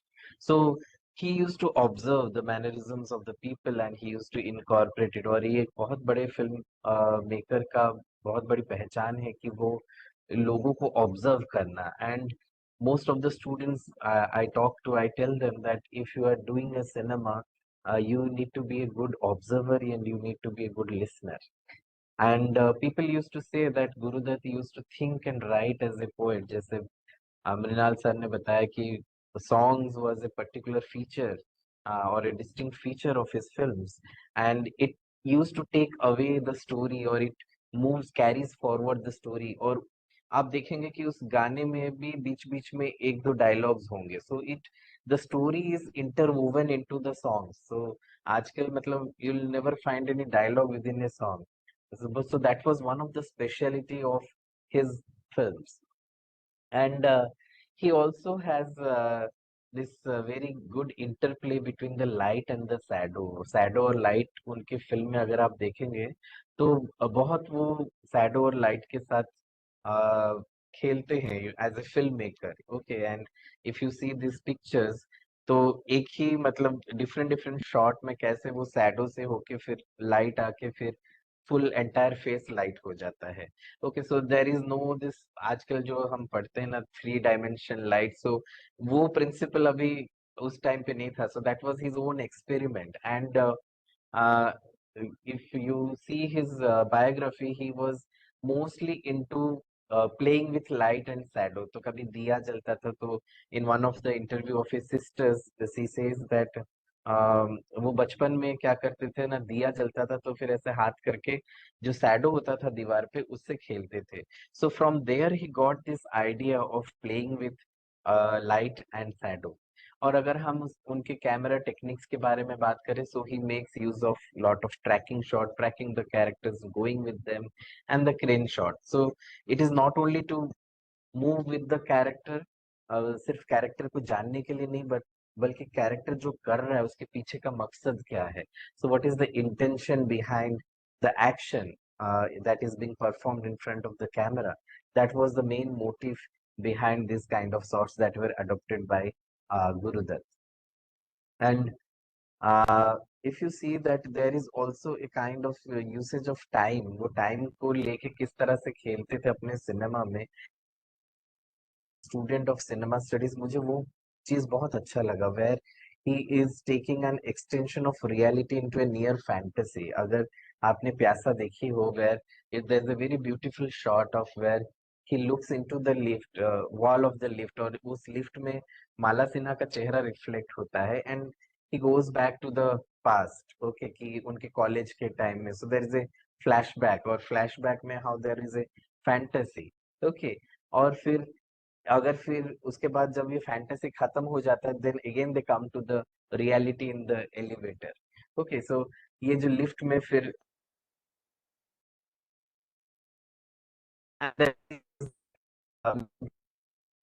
था. So there is also a very hidden meaning behind this particular line कि मुझे ऊपर जाना था. ऊपर जाना था मतलब she had to climb the social ladder. And if you see the song also, उनका जो फैंटेसी वाला सॉन्ग था वो चांद की तरफ बढ़ के जा रही है सीढ़ियों पे, और जैसे वो ऊपर जा रही है बढ़ के, तो फिर नीचे वो गुरुदत्त से वो दूर होते जा रही है. So that is how the entire scene is being constructed, and the reality and the fantasy is being intermixed. And then, as Mrinal sir also pointed out, that how there is focus on the tight close-up of the eyes, of the face, and thing that is all there is that there was also on inanimate objects. Okay, तो एक frame में सिर्फ object रहता है, जो कि मुझे याद दिलाता है कुमार साहनी और मनी कौल की फिल्म्स में भी आप देखेंगे. So the entire frame will be only focusing on the objects. Okay, तो बेजान वस्तुएं जो है वो भी कुछ मीनिंग देती है. For example this arm chair, जहाँ पे माला सिन्हा बैठी रहती है उस गाने के दौरान, और उठ के कागज के फूल देख के वो अपनी बेटी को याद करते हैं. Okay, so these are some of the inanimate objects जहां पे कैमरा फोकस करता है, and it conveys a story in itself. Okay, and he also makes use of metaphors in songs and dialogues. जैसे उनका गाने का अगर हम पहला प्यासा में अगर हम देखें, ये the first song where he talks about fool or bhavra. So all these are kind of conveying that how people are attracted to the nation or to the society. क्योंकि मैं थोड़ा सोशियोलॉजी बैकग्राउंड से भी हूँ, तो मुझे लगा ये सिर्फ उनके लाइफ में है, बस उनके social conditions, what were the social conditions during that time affecting the way he was making films. Okay, so he was very much you can say dissatisfied with the way in which there was a failure of the post-independence promise that all the social inequality will be addressed. Okay, तो एक नया दौर आएगा, एक नई भारत बनेगी. So ये सब चीजें जो बताई गई थी और उस पे कोई खरा नहीं उतरा, तब उनको इस बारे में बड़ा वो लगा, और फिर उन्होंने सोचा कि इसके बारे में क्यों ना फिल्म बनाई जाए. और अगर हम प्यासा की बात करें फिलहाल, तो फिर प्यासा में we will see that he is basically talking about the artistic martyrdom. So it is not about high art or low art, but what qualifies that as art. मतलब आर्ट हम किसे कहेंगे, कला हम किसे कहेंगे, और क्या हम कला को बचा पाएंगे on the face of the crass commercialization or the advertisement that is taking place. एक सीन अगर आपको याद है जहाँ वो अपनी कविता छापने के लिए बोलते हैं, लेकिन माला सिन्हा के पति घोष बाबू बोलते हैं कि उसकी कविता नहीं छापी जाएगी, रादर वो कविता छापी जाएगी, अगर वो स्पेस खाली है तो उसमें सोप या डिटर्जेंट का विज्ञापन छाप दो। Okay, so that talks about A kind of A commercialisation that was creeping in, और फिर ये अनपढ़ लोगों की कविताएं इसमें नहीं छापी जाएगी। So it was also talking about the educated unemployed, where there were a lot of people who were educated but were unable to get the job. So there was a kind of a dissatisfaction. So अगर हम बोले कि the concept of the angry young man, I think that came up from here. जबकि अमिताभ बच्चन को बोला जाता है angry young man, but I think Gurudutt initially started this kind of dissatisfaction about the educated unemployed. And then जो हमें Benedict Anderson, हम journalism students को हम लोग पढ़ते हैं about the print capitalism, okay, how there is a kind of a capitalism and the print media is trying to publish और capture the market by focusing only on the elite class. और दोनों फिल्मों में, प्यासा में और कागज के फूल में, एक चीज का जिक्र होता है। एक है मॉडर्न पब्लिशिंग हाउस जो घोष बाबू का है, और कागज के फूल में वहीदा रहमान जी जिक्र करते हैं कि मैं मॉडर्न फार्मेसी की दुकान में काम करती हूँ। So what is more typical over here is the term modern, because India was going through a very you can say under development phase, and there was a trying to leave out the colonial past. ये अंग्रेज लोगों ने जो हमारे ऊपर label लगा दिया था कि ये अनडेवलप्ड है और अंडर डेवलप्ड है या ट्रेडिशनल सोसाइटी है इंडिया, तो उससे उभरने के लिए हर चीज में मॉडर्न बनाया जाता है। Modern tailors, modern cinema, okay, modern दुकान का नाम रख दिया। जैसे आजकल देखेंगे आप किसी भी एडवर्टाइजमेंट में, they will be talking about new Harpic या new advanced Harpic. So trying to say कि हम साइंटिफिकली और टेक्नोलॉजिकली एडवांस हो चुके हैं। सो during that time also there was a kind of a craze to claim everything to be modern, because sorry, the nation was equated to be a modern India, a new India, away from the British India. लेकिन उस new India को वो फिर question करते हैं through the category of the prostitutes in Pyaasa, okay, where he is showing the prostitutes and the plight of the prostitutes, and then there is a very beautiful song where he questions, जिन्हें नाज है हिंद पर वो कहाँ है। So that was very much insightful for me to question, because I keep on questioning, why do we celebrate Independence Day? Okay, who are actually free people? Okay, are we really free?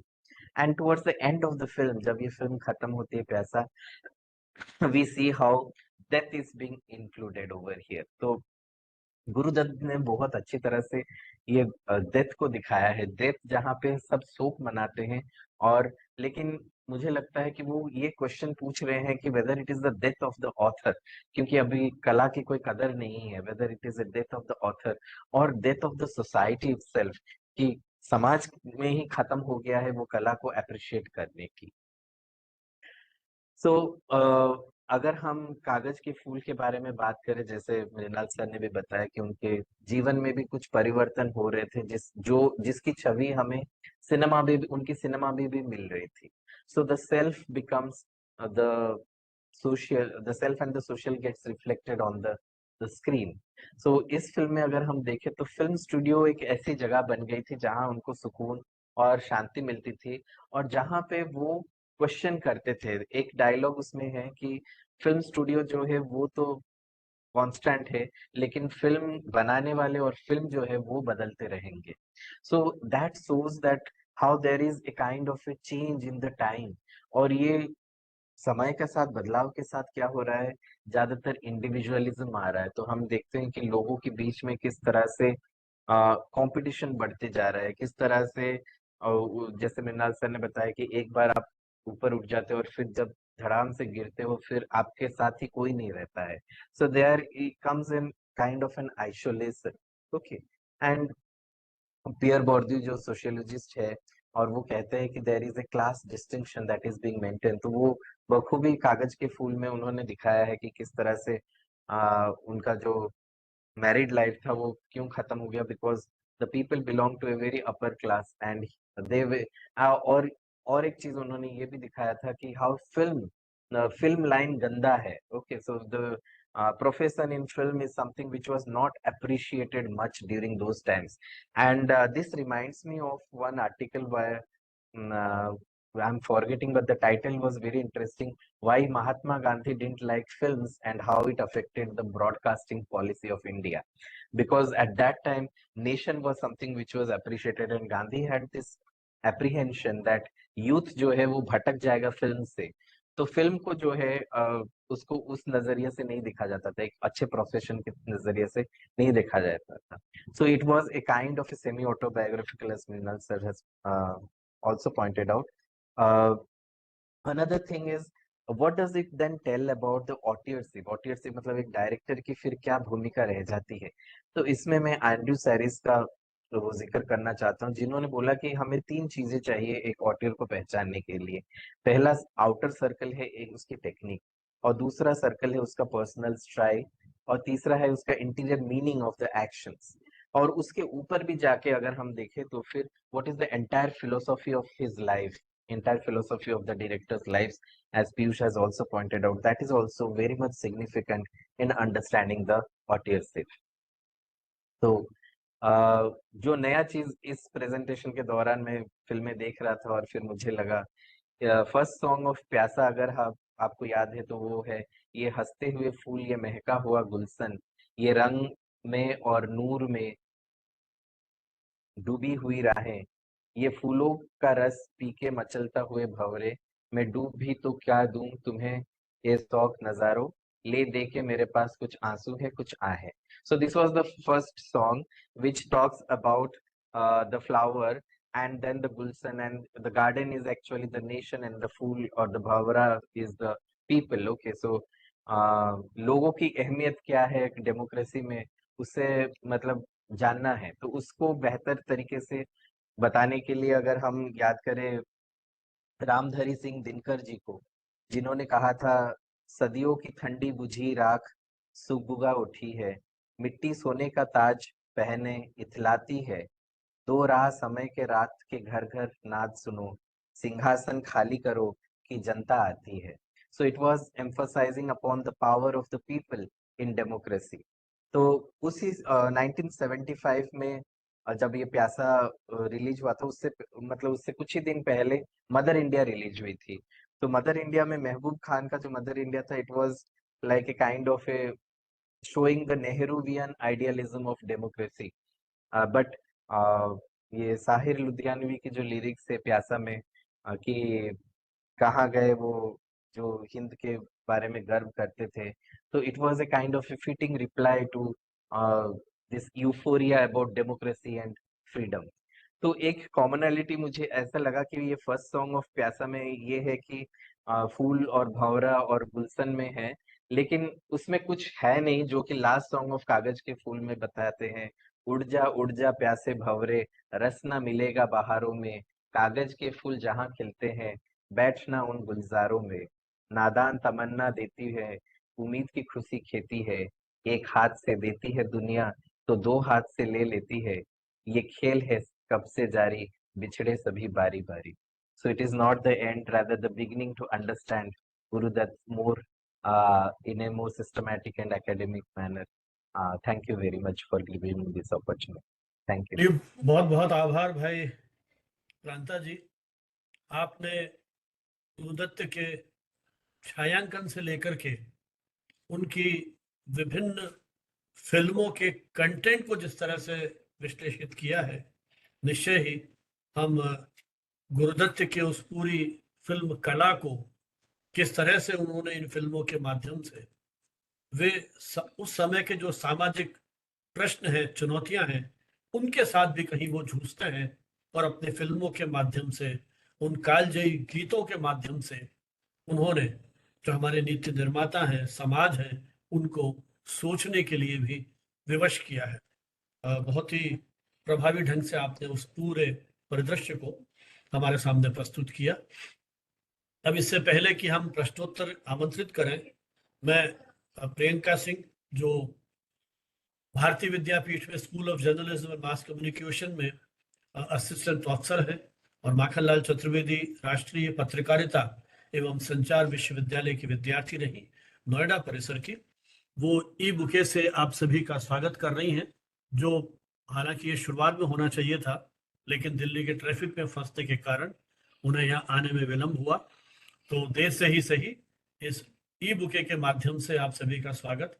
और जैसे हमारे हुड्डा साहब ये कहते हैं कि ये भले ही एक ई बुके है, लेकिन फिर भी इसकी खुशबू को आप महसूस करें, और इस खुशबू को आप महसूस करेंगे तो हम यही मानते हैं कि विचारों की खुशबू भी इसी तरह दिगांतर में फैलती रहेगी।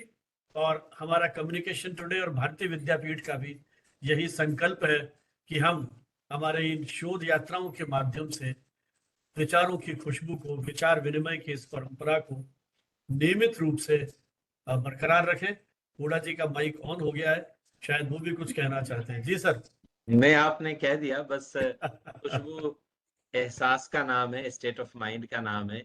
तो जो दो पंक्तियां हैं मैं उसे दोहरा देता हूँ कि बड़ी मुश्किल में हूँ कैसे इजहार करूं, बड़ी मुश्किल में हूँ कैसे इजहार करूं, तू तो खुशबू है कैसे गिरफ्तार करूं। तो सच यही है कि हम खुशबू को गिरफ्तार नहीं कर सकते।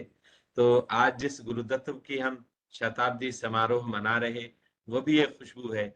और उस खुशबू के पसे मंजर में, उसके परिप्रेक्ष्य में इन फूलों की खुशबू, रंग बिरंगी फूलों की खुशबू हमारे एहसासात को दस्तक देनी चाहिए, और वहां से हमें ताजगी महसूस करके और गुरुदत्त की प्रेरणा लेकर कुछ अच्छा कर गुजरने के शौक के साथ आगे बढ़ना चाहिए। Thank you so much.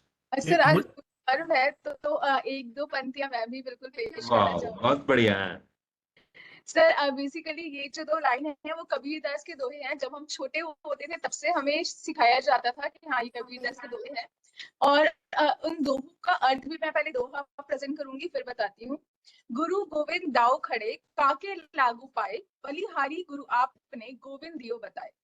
So basically इसमें ये बोलते हैं कि हमारे गुरु और हमारे जो परमेश्वर है, जो भगवान है, वो दोनों साथ में खड़े हैं, लेकिन फिर भी हमें गुरु की इज्जत, गुरु का स्वागत पहले करना चाहिए, उनको पहले इंपॉर्टेंस देनी चाहिए, उसके बाद परमात्मा को। तो बिकॉज आजकल के टाइम में ये चीजें कहीं मिसिंग हो गई हैं, तो इसी दोहे के साथ मैं फिर से सबको याद दिलाना चाहूंगी कि हमारे गुरु का जो एक प्लेस है वो सबसे पहले है, परमात्मा से भी पहले। और परमात्मा ये हमें लिबर्टी देते हैं कि हम गुरु की वैल्यू सबसे पहले करें, बिकॉज उन्होंने हमें ज्ञान दिया है, उन्होंने हमें सब कुछ सिखाया है, और आज जो भी है हम अपने गुरु की वजह से हैं।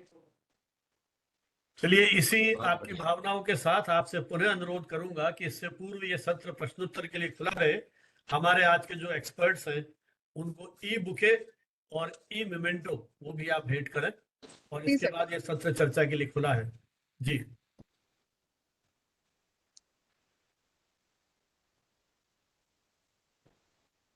Sir, this is a respect token of respect for our expert. Doctor Pranta Pratik Patnaik ji का ये e certificate. This is of Piyush sir. Professor Piyush Roy ji का, और प्रोफेसर मृणाल चटर्जी। और हम ई मेमेंटो ये व्हाट्सएप पे आपको भिजवा दिए गए।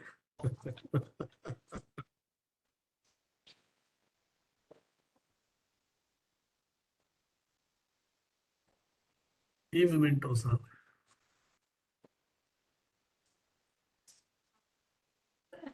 ये हमारे भारतीय विद्यापीठ और कम्युनिकेशन टुडे की तरफ से आप सबके लिए ग्रेटिट्यूड, एक रिस्पेक्ट।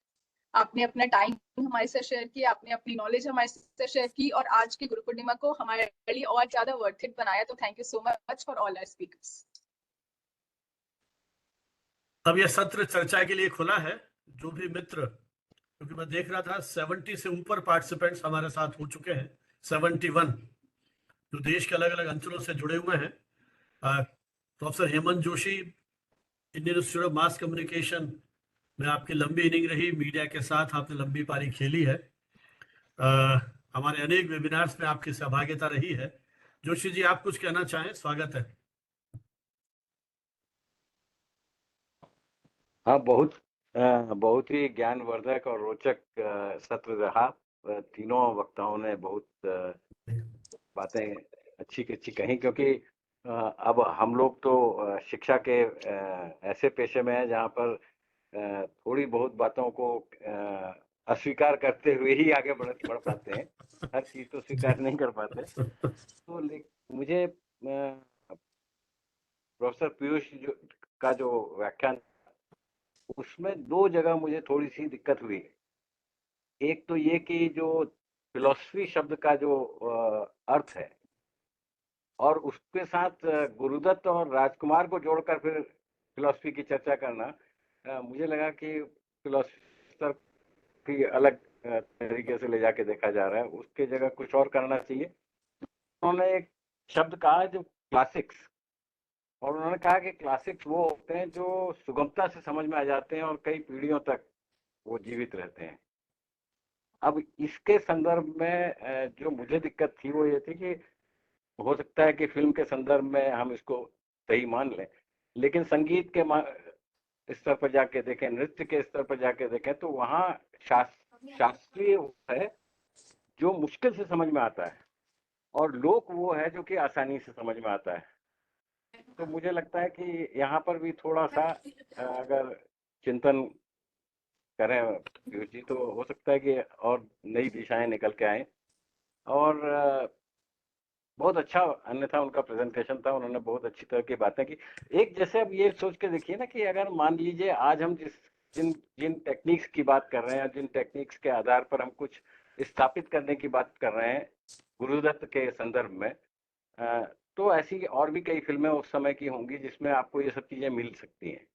देख नहीं रहे हैं हम इस समय, क्योंकि ये सोच के देखिए कि अगर कागज के फूल या प्यासा गुरुदत्त उस समय बनाते जब रंग रंग रंग आ चुके थे फिल्मों में,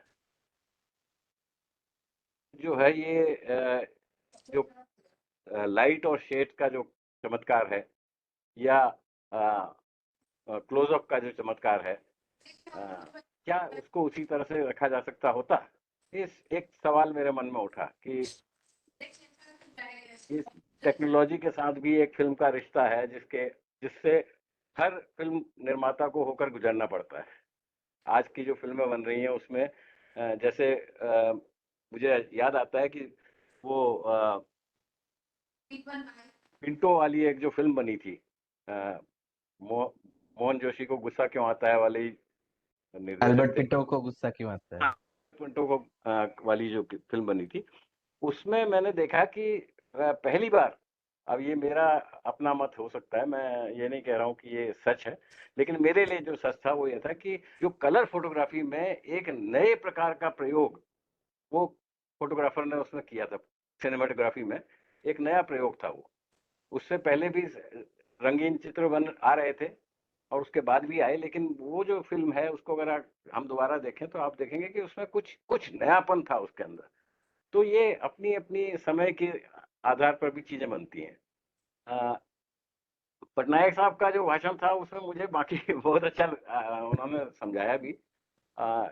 एक तो दोनों वक्ता जो है वो उसी से ग्रसित है मेरे हिसाब से, कि वो जो एक फिल्म के ऊपर और उसकी तकनीक के आधार पर हम फैसला करने लगते हैं, उसको थोड़ा सा और अगर बृहद स्केल में जाके देखा जाए, पश्चिम की फिल्मों को देखा जाए, चार्ली चैपलिन को देखा जाए, है ना, गोल्ड रश वगैरह सारी फिल्में देखें, उनके संदर्भ में अगर गुरुदत्त की तुलना की जाए ज्यादा अच्छी होगी।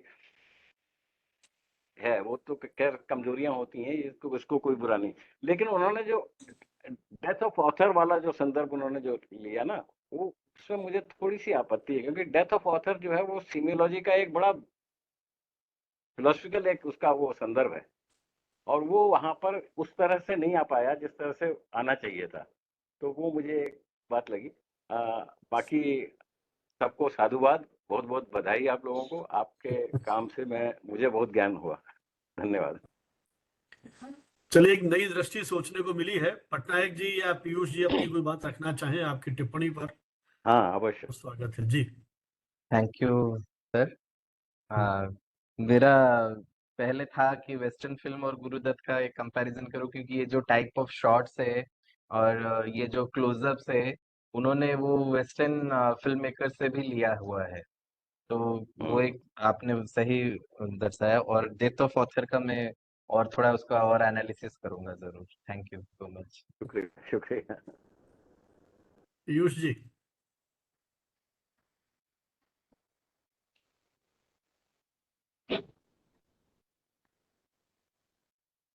आपका माइक ऑफ है, उसको अनम्यूट अनम्यूट कर। और ये हाँ, मैं ये कह रहा था जो ब्लैक एंड व्हाइट की बात है ना, वो एक बहुत टाइप है ना, फिल्म मेकर्स की कॉन्शियस चॉइस ये रहती है कि ब्लैक एंड व्हाइट में ज्यादा कलर खिल के आते हैं कैरेक्टर के किरदारों की, क्योंकि कलर कैन बी डिस्ट्रैक्टिव। तो हालांकि कलर आ गया था, लाइक 1957 में मदर इंडिया कलर में बनी थी, और गुरुदत्त ने 59 में कागज के फूल ब्लैक एंड व्हाइट में बनाते हैं। और जब 60s तो हमारा कलर का ईस्टमैन कलर का दौर था, उसमें भी बिमल रॉय बनाते हैं बंदिनी और सुजाता और ये सब movies. The film makers took a conscious decision to not go for colour, and जो शुरू का जो कलर था वो कुछ ज्यादा ही कलरफुल था, in the sense it took away from the reality. And I think shades का जो प्ले है आज की तारीख में भी, अभी एज रिसेंट एज 2011 में आर्टिस्ट एक मूवी आती है ब्लैक एंड व्हाइट में, और बड़े बड़े film maker across the world keep going back to black and white. So तो इसीलिए हम भी अपने कॉलेज में हम जब पढ़ाते हैं बच्चों को, हम उनको दोनों सिखाते हैं कि आप कलर से भी शूट करो, ब्लैक एंड व्हाइट से भी शूट करो, because it reveals you a lot. और बाकी वो जो फिलोसोफर की बात थी, परफेक्टली एग्री। ये एक्चुअली क्या है, फिल्म एंड फिलोसफी एक नया डिसिप्लिन है विद इन फिल्म स्टडीज। अब जैसे अगर अब्रॉड में देखा जाए तो आप देखेंगे फिल्म का, जैसे अगर मैं लैंकास्टर यूनिवर्सिटी की एग्जांपल दूं, उनके 15 कोर्सेस हैं, सब है film and sociology, film and society, film and philosophy. And film and philosophy जो है, film and psychology, film and psycho analysis, this is an emerging area where these two disciplines come. तो thesis तो वही होता है कि हम कुछ नए विचार प्रकट करें, and that's why the criticism is most welcome, कि हम मे बी, और अगर हम ये मान के कि फिलोसोफर दार्शनिक तो वही दर्शन शास्त्र तो जीवन दर्शन ही कराता है, सिनेमा भी दर्शन करा सकती है। तो जिस तरह का जो जैसे उपन्यास भी आते हैं, बहुत अच्छे उपन्यास होते हैं और बहुत ऐसे वैसे भी होते हैं, फिल्मों की भी वही बात है। हम अक्सर ये कहते हैं कि गोल्डन एज में ज्यादा अच्छा काम होता था, वैसा नहीं है कि हम एक्चुअली वो इनके साथ, कागज के फूल के साथ हलाकू जैसी मूवीज भी बनती थी, पर यही है कि दौर पार करके वही 10, 15, 20 मूवीज रह जाएंगी जो हमेशा के लिए कुछ कहें। और इसमें पोएट्री है, जो जैसे प्रांतन ने बोला कि ये नेहरूवियन वो जो कमेंट्री है, वो जो कमेंट दे रहे हैं साहिर, वो भी फिलॉसफी है। वीके मूर्ति की जो लाइटिंग है, लाइट में फिलॉसफी है। ये सब नए एरियाज ऑफ स्टडीज हैं फिल्म का, मतलब एक एक एस्पेक्ट को, एक पोर्ट्रेट को लेके हम कितना कुछ एक पोर्ट्रेट कह सकते हैं। तो इसलिए मैंने शुरुआत इस बात से करी थी कि फिल्म स्टडीज एक नई डिसिप्लिन है, और जिसकी हम सिर्फ ग्लेशियर की चोटी पे पहुंचे हैं। हम तो अभी भी हम सिर्फ कुछ डायरेक्टर्स और एक्टर्स तक सीमित हैं, स्टार्स तक। अगर हम टेक्नीशियंस तक जाएं कि उनकी क्या कंट्रीब्यूशन है, भानु अथैया ने जो कपड़े डिजाइन किए थे, राइट फ्रॉम वो दौर से लेके गुरुदत्त के साथ से काम की है, वो आम्रपाली भी की है, और उन्होंने रिचर्ड अटनबरो की गांधी भी की है। तो हम तो टेक्नीशियंस तक तो अभी तक गए भी नहीं है। तो बहुत कुछ है जो हर एक एस्पेक्ट की हम स्टडी कर सकते हैं, क्योंकि दर्शन शास्त्र तो वही है जो हम देखते हैं, और उस पे जीवन की जो भी, और डायरेक्टर अपनी छाव छोड़ता है, जो कि बाकी हमारे दोनों वक्ताओं ने इसको, प्रांत के हर स्लाइड में वो रीइंफोर्स हो रहा था कि हम ये कहते हैं ना कि जैसे कमरे में जब आप घुसते हो और 5 लोग बैठे हैं, अब आप 5 लोगों की शॉट लोगे या क्लोजअप एक पर्सन का लोगे, फ्रंट वाले का लोगे या बैक सीट का लोगे, उसी में मीनिंग चेंज हो जाता है। पर्सपेक्टिव बदलते ही मीनिंग चेंज हो जाती है। And these are very conscious decisions, क्योंकि ये थिएटर नहीं है, क्योंकि थिएटर में पूरा स्टेज आपके पास है, आप पूरी चीजें देखते हो। सिनेमा में वही थिएटर के स्पेस पे डायरेक्टर आपको जो दिखाएगा वो दिखाओगे, और डायरेक्टर आपको क्या दिखाता है, जीवन दर्शन से कौन सा दर्शन वो लाके देता है, वही तो दार्शनिक की विचार है। तो बस नहीं, बहुत अच्छा। चलिए, बड़ा अच्छा एक्सप्लेनेशन है। कोई हमारे और मित्र कुछ कहना चाहें? जी कोई कह रहे हैं कुछ? जी सर मेरी गुलशन बात कहना चाह रहे हैं। हाँ, कौन बोल रहे हैं? नाम बताएं, परिचय दें अपना। जी गुलशन फ्रॉम दिल्ली। जी। और मैं लास्ट बार भी आपके साथ में जुड़ा था और काफी अच्छा अनुभव रहा, और इस बार भी उम्मीद से बढ़कर, मतलब जब भी मैं आता हूँ सोचता हूँ कि मुझे कुछ मिलेगा, लेकिन मुझे लगता है कि जब ये सेशन ऑफ होता है और एंड की तरफ जाते हैं तो इतना कुछ मिल जाता है कि जिसकी कल्पना मैं नहीं कर पाता हूँ। और मुझे बड़ी खुशी हो रही है कि आप प्रबुद्ध लोग हैं, बहुत अच्छे से विश्लेषण करते हैं। मैं भी 16 साल से पत्रकारिता कर रहा हूँ, लेकिन फिर भी बहुत कुछ सीखने के लिए जो यहाँ मिला वो शायद 16 साल में मुझे नहीं मिल पाया, पहली बात।